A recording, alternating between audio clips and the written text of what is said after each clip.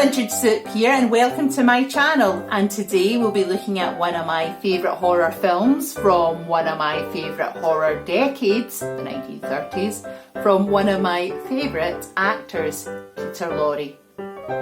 So as my recent content has reflected my interest in Weimar cinema and my older videos mostly consisted of girly but enthusiastic tributes to Universal horror and Peter Lorre, I thought I would combine both and take a wee look at 1935's Mad Love.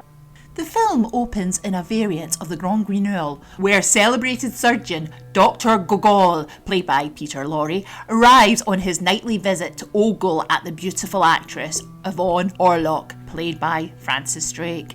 And he really enjoys ogling. So he is understandably gutted to realise that Yvonne is married and leaving the theatre to have a delayed honeymoon with her husband, the talented pianist Stephen Orlock, Colin Clive. After accosting her at the cast party, Gogol has to satisfy himself with her waxwork, casting himself as Pygmalion and Yvonne as Galatea. The very same night, Stephen's train crashes, causing detrimental damage to his hands. The distraught Yvonne conveniently remembers the doctor she has rejected just hours previously and has Stephen transported to his surgery. Meanwhile, Dr. Gogol is called to witness the guillotining of the strangely exuberant circus performer Rollo. When he returns home, he realises that Yvonne and Stephen await him. Gogol initially believes he can't help. Yvonne guilt-trips him, and he quickly changes his tune when he realises he has Rollo's body at his disposal. Without telling the Orlocks, Gogol amputates Stephen and attaches Rollo's hands. After the operation, Stephen fails to resume his musical career, but his hands now have the rather distracting habit of chucking knives at people. Seizing his opportunity, Dr. Gogol sidles up to Yvonne and begs her to leave Stephen. But she sees through this scheme and brutally rebukes the doctor, causing Gogol to completely detach himself from reality and frame Stephen for the murder of his horrible father. Unaware that he is wanted for murder, Stephen meets with a mysterious masked figure in a neck brace, whose whispering voice informs him that he is Rollo and his head has been reattached by Gogol, and that Orlock's new hands belong to him and are willing Stephen to throw knives. As the mysterious figure hysterically laughs, the stunned Stephen returns home to find the police waiting, and he is immediately arrested for the murder. A shocked Yvonne immediately runs to Gogol's house to confront him with Stephen's allegations. However, his drunken housekeeper freaks out when she sees Yvonne, mistaking her for her wax figurine, and drags her into the office, where Yvonne comes face to face with her wax likeness. She hears hysterical laughter and sees the mysterious figure climbing the stairs and remove his disguise to reveal the crazed Gogol. In fear, she accidentally breaks the wax figurine, quickly stands in its place, as Gogol insanely spews out all the evil he has done. His cockatoo then decides to scratch Yvonne, causing her to scream, and Gogol to believe that his waxwork has come to life, just as the mythical Galatea had done. Yvonne naturally fears him, and the deranged, shunned Gogol decides he must kill her. The police, realising that Gogol has been doing some unethical things with his corpses, visits his home whilst Gogol is in the process of strangling Yvonne. Stephen throws a knife into his back and he dies. The end. This summer it will be 85 years since Mad Love was shot and released. The huge success of the Universal horrors, specifically Dracula and Frankenstein, obviously meant other studios had to follow suit. There were some fantastic efforts from other studios, but MGM, the most prestigious and the king of the 1930s box office, struggled to make its mark on the horror genre, with quite a few failures despite lavish productions and talent. The most notorious MGM flop was Todd Browning's Freaks from 1932, which was severely edited before release and quickly removed from distribution before being forgotten for decades. In 1935, MGM were once again ready to handle the horror genre, this time handing the director's chair to Karl Freund. Born in Bohemia in 1890, Freund began his career at the dawn of cinema, first as a newsreel cameraman and latterly as a cinematographer. His work on The Golem from 1920 was a precedent for the expressionistic play on light and shadow that would be effective in his later horror films. In Germany, Freund became a much sought after cinematographer, working on many prestigious productions such as The Last Laugh, Variety, Tartuffe and Metropolis. Freund is credited as being the creator of what is called the unchained camera, which meant for the first time the camera was freed from the static, restrictive tripod and manoeuvred around the studio, which ultimately meant the filmmaker could pan, tilt, track and truly explore the space. It was this innovation that brought Freund to Hollywood and eventually Universal. He was credited as cinematographer in Dracula, but as director, Todd Browning was clearly uninterested in that film. Freund was believed to have taken on the directorial role himself. Before long, Universal promoted Freund, and in 1933 he directed The Mummy with Boris Karloff, which was a huge financial and critical hit. The film was praised for its reliance on mood over thrills, a doctrine that Freund would carry on when he was contracted to MGM and offered an adaptation of The Hands of Orlok to direct. First published in 1920, The Hands of Orlok, written by Maurice Renard, had previously been filmed in 1924 in Austria with the captivating Conrad Veidt and Robert Vine directing. Conrad Veidt and Robert Vine had previously worked on The Cabinet of Dr. Caligari, and the original film features Veidt giving a fantastically tortured performance of pure expressionism. While less stylised and a slower pace than Caligari, Vine created a dramatic nightmarish world which included a train wreck, which was frankly more impressive than what Freund did a decade later in Hollywood. Where Freund's train wreck is a plot device, Vine's is a dramatic display of carnage which echoed the battlefields of World War I and perhaps comments on the dangers of modernity. After World War I, the public were gruesomely fascinated by the injuries sustained in the battlefields and the subsequent medical treatment. But as with all scientific advancement, there were serious questions regarding the fear, morality and dangers of progress. And in film, these questions mostly arose in science fiction and horror and were embodied in tropes such as body horror and mad scientist characters. The major difference between the 1924 film and Mad Love is that the protagonist is not the traumatised Orlok, but the doctor that operates on his hands. In fact, in the Vine film, the doctor is kindly and a minor character. The villain is in fact a con man. MGM assembled an impressive creative team to work on Mad Love. One of the writers was John Balderston, who had been a writer on Dracula, Frankenstein, The Mummy and Bride of Frankenstein. Balderston seemed to pepper the film with several horror tropes, so much so that it has been implied that Mad Love was a satire of the horror film, containing many homages to particular films. It's true, certain lines are repeated. What is it? He went for a little walk. Oh, it went out for a little walk. Now you come for a little walk with us. Certain scenarios are copied. About at this time of night, got too much to do. Wait a minute, all right. Wait a minute, I'm coming. Get a woman's face to carry her all the way down. If I could only get to that bell, I'd be all right. That's it. There are subtle in-jokes like the presence of a fake nurse in the theatre's auditorium, which was a publicity trick that Universal did with Dracula and Frankenstein. Edward Brophy had also played a knife-throwing circus performer called Rollo in Freaks, possibly meaning that Mad Love was set in the same cinematic universe as Todd Browning's Freaks. However, the main trope that Balderston and Freund were revisiting was that of the mad scientist.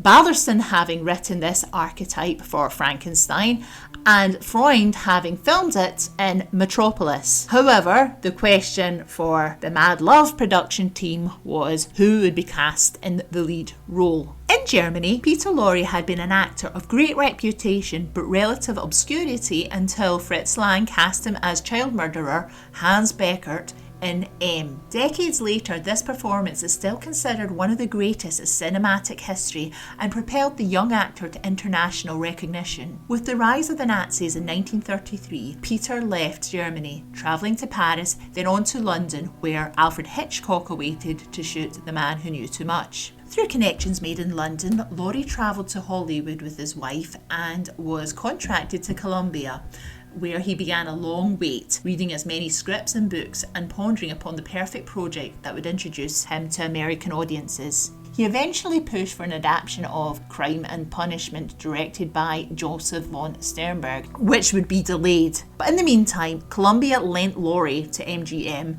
to film Mad Love. John Balderston was hired to complete the script. He tailored much of Gogol's dialogue and character to fit Lorre, right down to instructing the actor and director that when Gogol is strangling Yvonne, Peter should have, and I quote, his M look, the ecstasy of the moment of murder is on his face, his eyes protrude. Like M, where Beckert gazes into the mirror to look upon the evil presence within him, Gogol's darker self overtakes him as he stares at his reflection in the mirror. Lorre would revisit these moments later on in his career. The studio wanted the 1930s audience to know that Peter Lorre was part of this project.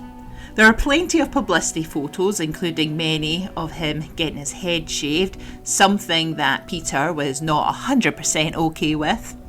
And MGM managed to get a very complimentary quote out of Charlie Chaplin. And the trailer for Mad Love is a fascinating example of 1930s Hollywood promotion, with Lorre relaxing on a very snazzy armchair complete with dog and having to deal with a sophisticated fangirl. He is not in his Gogol guise or even bald-headed. In fact, I suspect this little tableau was shot before the film went into production. The word horror doesn't make an appearance, with Lorre describing the film as a great love drama. Now obviously the music and screams indicate exactly the genre of the film, but MGM thought they could sell the film based on the calibre of this new talent. Gogol is a fascinating character and his disturbing behaviour may resonate more with a modern day audience. Other actors that were playing this type of role, like Charles Laughton, Erich von Stroheim, Karloff or Lugosi, would have immediately been portrayed as domineering and stoic. But Lorre infuses Gogol with an underlying insecurity,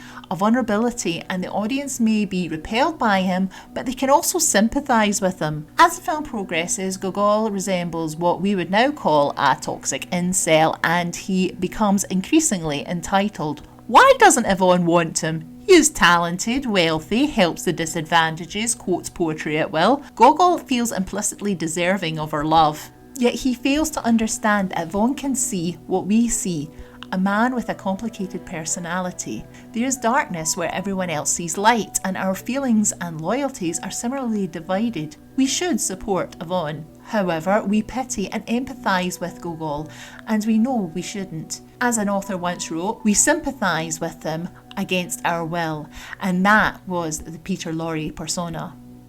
Frances Drake is pretty awesome in this film. She was a potential star in the making, having already worked alongside leads such as George Raft, Cary Grant and Clark Gable, and had just played Eponine in Les Miserables. Drake's Yvonne is no ingenue and can be cruel, but she does get things done. Gogol has cast her as a tormented angel in distress, but she is self-assured with a ferocious verve. One of the problems I have with the film's finale, other than it ending abruptly with some questions left unanswered, like what the heck is going on with Stephen's hands, is that she reverts back to the damsel in distress. It's Stephen that kills Gogol, despite him being mostly an ineffective whining burden throughout the rest of the film. Colin Clive Stephen is on the verge of hysteria throughout, and the actor is basically doing what had worked for him in Frankenstein years before. However, where Henry Frankenstein was a tortured, obsessed scientist, Stephen Orlac comes across as a whinger. It's hard to see what Yvonne actually sees in Stephen. Even their one romantic scene is spoiled by the sight of what appears to be oven gloves on Stephen's hands.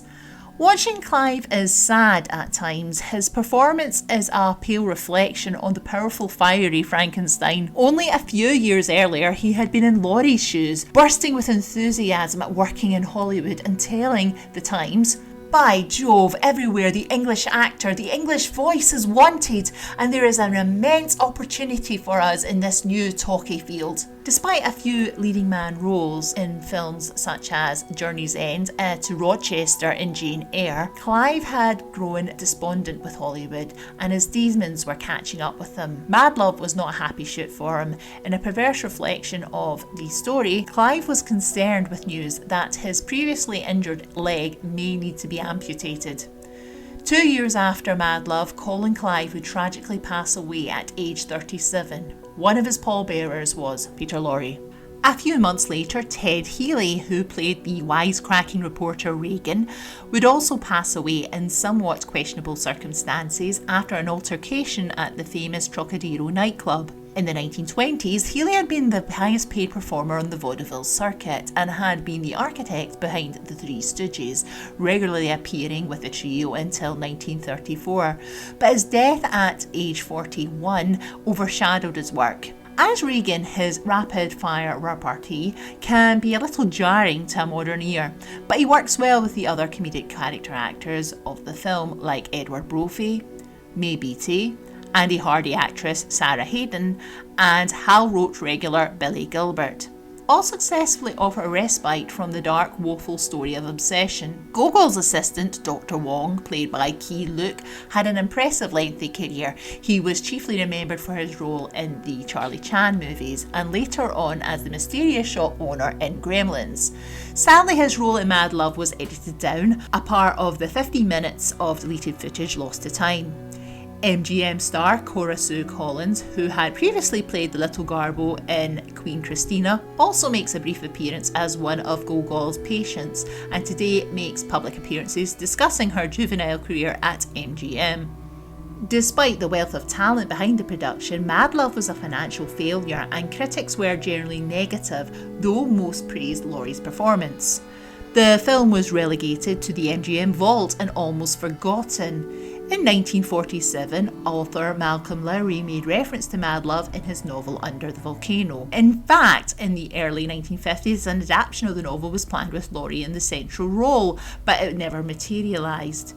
In 1984, a film adaptation of Under the Volcano was produced with Albert Finney in an Oscar-nominated role and directed by John Huston, Peter Lorre's friend, of course, who had directed him in The Maltese Falcon and Beat the Devil. And we see Finney visit a cinema where Mad Love plays, a tribute by Huston 20 years after his friend's death.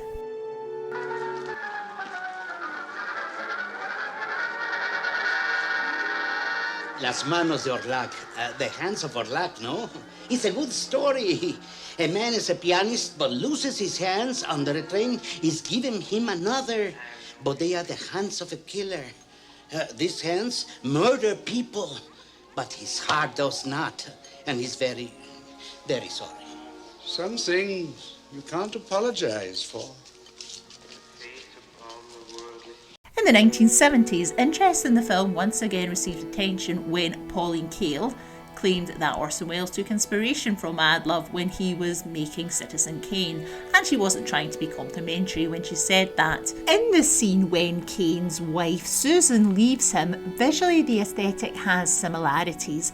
Greg Toland was a cinematographer in both films, though according to Francis Drake, Karl Freund was obsessed with the camera throughout the shooting of Mad Love, which suggests that it was Freund that may have been more responsible for the final camera work than Toland. Personally, I don't think Wells was familiar with Mad Love.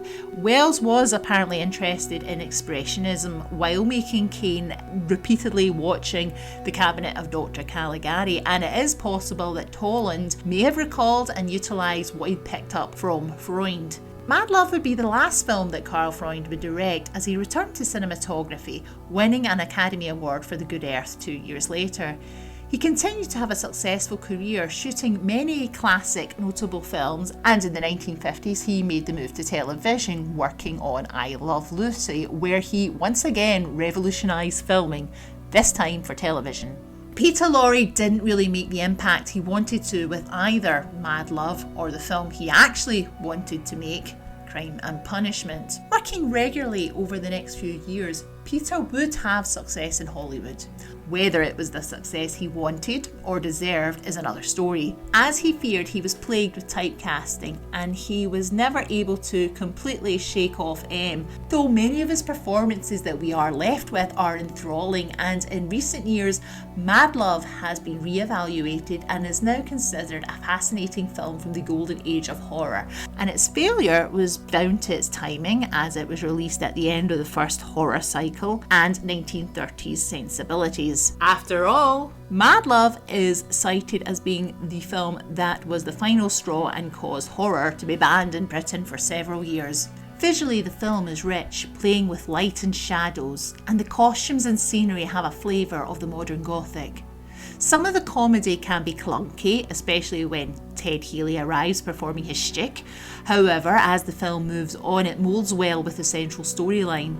The film also moves at a good pace and there's not a dull moment, though the ending is too abrupt and annoying. As I stated before, there are a few unresolved plot points. Plus, we have followed Vaughn and Gogol all the way through this film and we're not given the opportunity to properly register what has happened. The closing shot of Gogol smiling with eerie satisfaction is aesthetically pleasing, but it seems rushed, almost that the monster's dead, good. And I feel cheated because how I feel about Gogol is complicated. He has done a truly awful thing, but our feelings of empathy towards Gogol almost make me yearn for a moment to see the tragic impact of his actions. This is purely down to the power of Peter Lorre's performance. He is horrific, yet vulnerable, and it is possible this performance speaks more to us today than it did 85 years ago. Horror fans often consider this era the golden age, usually making reference to the Universal films, but there are a wealth of other films produced by other studios that should enjoy the same esteemed status, and Mad Love is one, directed by a revolutionary artist and starring one of the greatest character actors that graced the silver screen. Thank you for watching this video. I really appreciate it. Please hit like and subscribe to help this channel grow. And if you have any comments to offer, any feedback, I'd really be grateful. So until next time, goodbye.